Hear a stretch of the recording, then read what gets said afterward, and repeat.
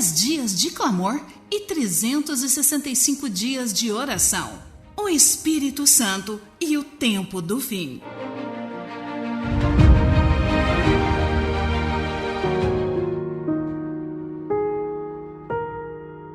Nono dia, o alto clamor. Então exclamou com potente voz, dizendo: Caiu, caiu a grande Babilônia.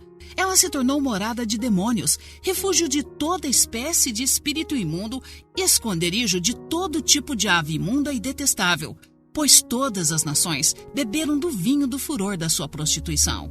Com ela se prostituíram os reis da terra. Também os mercadores da terra se enriqueceram à custa da sua luxúria. Ouvi outra voz do céu dizendo: Saiam dela, povo meu, para que vocês não sejam cúmplices em seus pecados e para que os seus flagelos não caiam sobre vocês. Apocalipse capítulo 18, versículos 2 a 4. Você já ouviu falar em alto clamor? Sabe o que isso significa? Alto clamor é a expressão usada para descrever uma profecia mencionada no livro do Apocalipse. Ela se refere a um momento decisivo na história da humanidade, pouco antes da vinda de Jesus, quando o povo de Deus se levantará para proclamar o último convite da graça divina àqueles que ainda não aceitaram as verdades bíblicas. Essa mensagem final incluirá o apelo à decisão, a denúncia dos pecados de Babilônia e o anúncio de sua queda.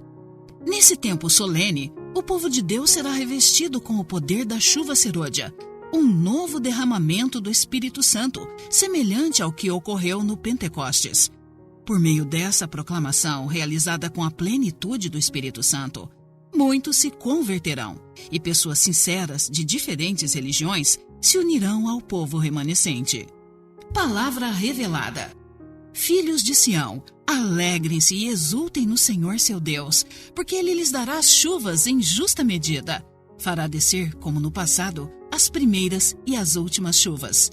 Joel capítulo 2, versículo 23. E acontecerá depois disso que derramarei o meu espírito sobre toda a humanidade. Os filhos e as filhas de vocês profetizarão, os seus velhos sonharão e os seus jovens terão visões. Até sobre os servos e sobre as servas derramarei o meu espírito naqueles dias. Joel capítulo 2, versículos 28 e 29. Conheçamos e prossigamos em conhecer o Senhor.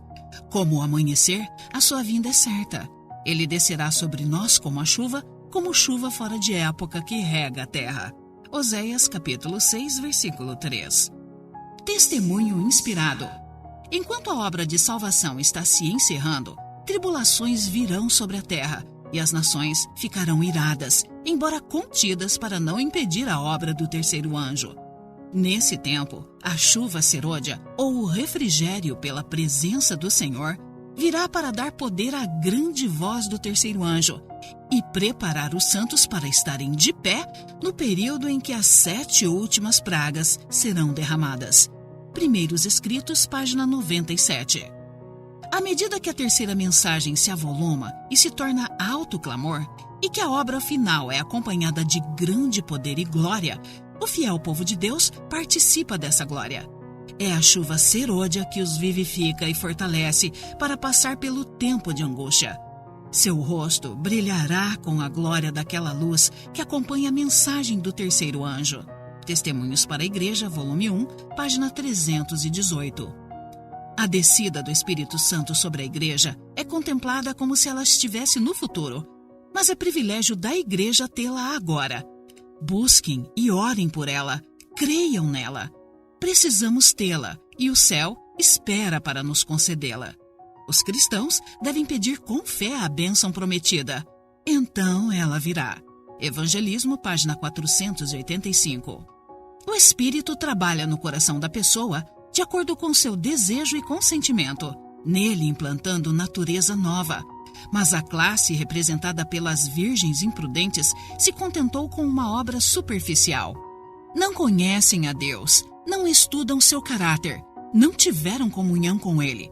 Por isso, não sabem como confiar, como olhar para Ele e viver. Parábolas de Jesus, página 242.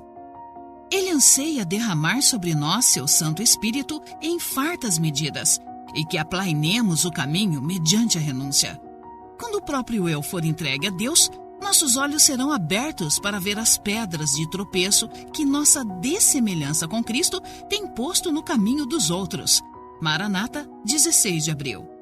Quando uma pessoa está inteiramente vazia do próprio ego, quando todo falso Deus é expulso do ser, o vazio é preenchido com a comunicação do Espírito de Cristo. Essa pessoa possui a fé que purifica a alma de contaminação. Está em conformidade com o Espírito e pensa nas coisas do Espírito. Não confia em si mesma. Obreiros Evangélicos, página 225. Cada indivíduo deve estar consciente de sua própria necessidade. O coração deve ser esvaziado de toda mancha, purificado para a habitação do Espírito. Foi pela confissão e pelo abandono do pecado, por meio de fervorosa oração e da entrega pessoal a Deus, que os discípulos se prepararam para o derramamento do Espírito Santo no dia de Pentecostes. Testemunhos para Ministros, página 367. Vida transformada. Receber a plenitude do Espírito Santo exige desejo genuíno e consentimento, permitindo que ele trabalhe em nosso coração a fim de implantar uma nova natureza e purificar nosso ser de toda a impureza. Isso significa ir além de uma fé superficial, buscando um relacionamento íntimo com o Criador.